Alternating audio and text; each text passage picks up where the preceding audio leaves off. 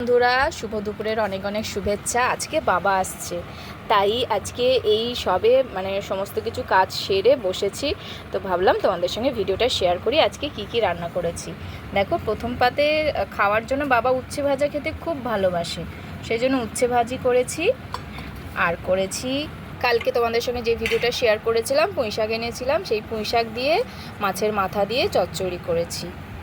এইটা রয়েছে মাছের মাথাও আছে, তার সঙ্গে আছে তোমার এটা কি মাছ বলে, গুড়জাউলি বলে সম্ভবত, সেই মাছের পেঁয়াজ দিয়ে টমেটো দিয়ে ঝাল করেছি কাই। তো এটা হাজব্যান্ডও খেতে ভালোবাসে আর বাবারও ভালো লাগে খেতে, সেই জন্য একেবারে করে নিয়েছি। আর করেছি চিংড়ি মাছের ভাপা করেছি। তো এটা খুলে দেখি, এখনও খুলিনি কৌটোর ঢাকাটা।